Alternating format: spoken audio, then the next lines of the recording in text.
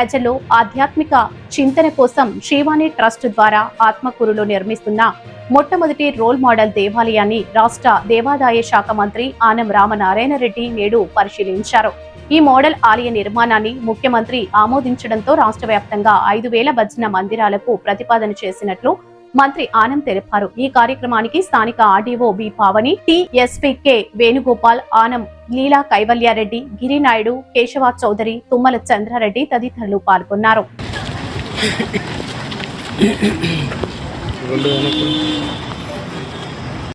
గుడి కట్టుండాలి, ఇంకా గుడి కూడా మొదలు పెట్టినట్లు అది దీంట్లో కట్టారా ఏ స్కీమ్లో కట్టారో తెలియదు. చూడండి ఏమన్నా కొంచెం మోడల్గా ఉంటే ఏమైనా బొమ్మలు కట్టడానికి ప్రోగ్రామ్ చేసుకోవాలన్నా ఇదంతా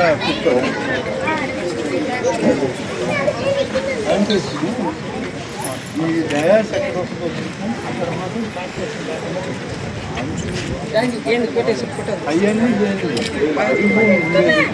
ప్రత్యేకంగా కనబడుతుంది. ఇది ఆర్నమెంటల్గా కొన్ని కాంపౌండ్ ప్రహరీ చేసింది, బాగుంది. ఇది మన వాళ్ళు చూసారా లేదా నీకు ఐడియా ఉంది? ముందే బాబు దీనిపైన మధ్యలో 3 వచ్చాక గౌరవ ముఖ్యమంత్రి చంద్రబాబు నాయుడు గారు ప్రతి ప్రాంతంలో ఒక ఆలయం ఉండాలి, ఆ ఆలయం ద్వారా ఆ ప్రాంతంలో ఉన్నటువంటి కుటుంబాలన్నీ కూడా ఆధ్యాత్మిక శోభతో వాళ్ళకి దైవం యొక్క సహాయ సహకారాలు ఆశీర్వచనాలు ప్రతినిత్యం ఉండే విధంగా ఆలయాలు కావాలి అని చెప్పి ముఖ్యమంత్రి గారు తీసుకున్న నిర్ణయం. దీనికని ఈ సంవత్సరం మొదలుపెట్టి 5,000 ఆలయాలు రాష్ట్రమంతా కూడా నిర్మాణం చేయడానికి 2 సంవత్సరాల్లో ఈ కార్యక్రమం పూర్తి కావాలి అని చెప్పి ముఖ్యమంత్రి గారు ఆదేశాలు ఇచ్చారు. దీనికి ఒక మోడల్ ఆలయం కట్టాలి అని అంటే మన దగ్గరే టిట్కో కాలనీ ఉంది, టిట్కో కాలనీలో ఒక మోడల్ ఆలయం కడదామని చెప్పి దీన్ని ఆలయాన్ని మొదలుపెట్టాం. ఇది మొదలుపెట్టేటప్పుడు దీనికి మంజూరైనటువంటిది 10 లక్షల రూపాయలు మాత్రమే.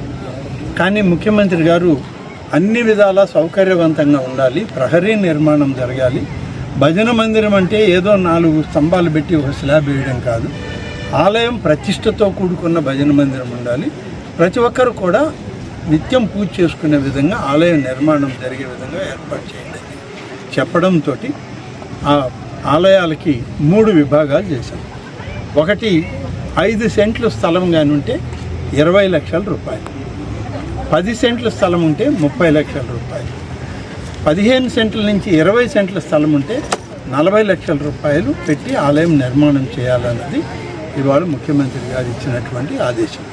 ఆ ఆదేశం మేరకు ఇవాళ 5,000 ఆలయాలని ప్రారంభించడానికి ఇప్పటికే 1,080 ఆలయాలకి మంజూరు ఇచ్చాం. ఇది మొదటి ఆలయం.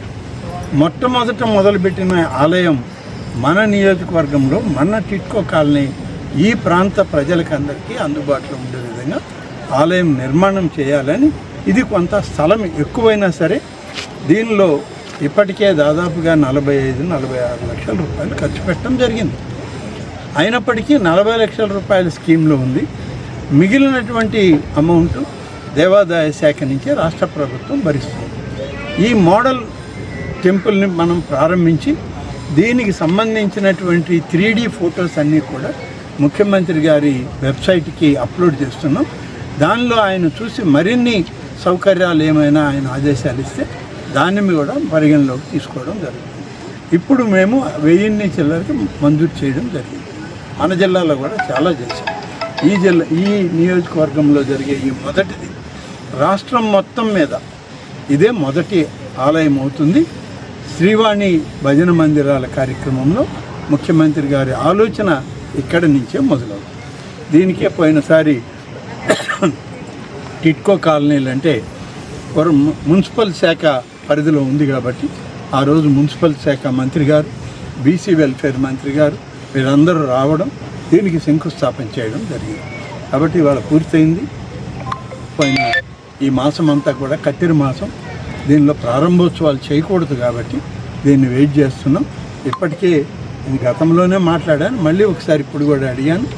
రామాలయ నిర్మాణం కావాలి మాకు, సీతారాముల విగ్రహాలను ప్రతిష్ఠించండి అని చెప్పి అడిగారు. ఆ ప్రకారమే ఇక్కడ ఏర్పాటు చేయడం జరుగుతుంది.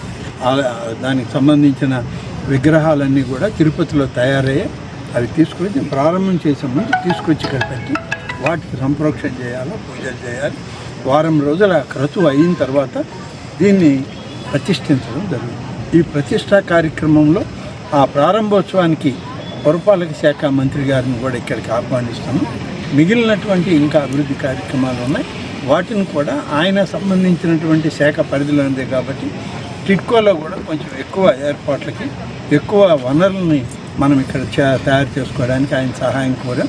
త్వరలోనే ఈ ప్రారంభోత్సవానికి ఆయన్ని కూడా పిలిచి దాన్ని ప్రారంభించాలని ఇప్పటి వరకు మేము ఆలోచిస్తున్నాం. త్వరలోనే వైదిక పండితులు, ఆగమ శాస్త్రవేత్తలందరినీ కూడా సంప్రదించి ఒక మంచి ముహూర్తం, తొలి ఆలయం ఇది శ్రీవాణి శాంక్షన్స్లో కాబట్టి దీనికి అన్ని విధాల అనుకూలమైనటువంటిది. పవిత్రమైన రోజును చూసి ఆ రోజు దీన్ని ప్రారంభించడానికి మరి పెద్దలందరూ, మహిళలు, ఇక్కడ వాళ్ళే దీనికి కర్తలు అవుతారు. మేము నిర్మాణం చేసేటువంటి కూలీలం మాత్రమే. మేము ఇందులో సేవలు చేసిన, సేవలు పొందిన ఈ టిడ్కో కాలనీ వాసులు, ఈ చుట్టుపక్కల వాళ్ళకే ఇది అంకితం చేయడం, వాళ్ళకే అప్పచెప్పడం జరుగుతుంది. దీనికి ధూపదీప నైవేద్యం కింద 10,000 రూపాయలు ఇచ్చి అర్చక వృత్తి ఎవరైతే చేస్తారో కార్యక్రమం, వాళ్ళకు కూడా మేము ప్రభుత్వం నుంచే ఒక ధూపదీప నైవేద్యం స్కీమ్లో నిధులు కూడా మంజూరు చేసాం. బహుశా అక్కడ వచ్చేటువంటి పూజారి అకౌంట్ తెలిసాక అకౌంట్కి ప్రతి నెల ట్రాన్స్ఫర్ చేస్తాం డబ్బు.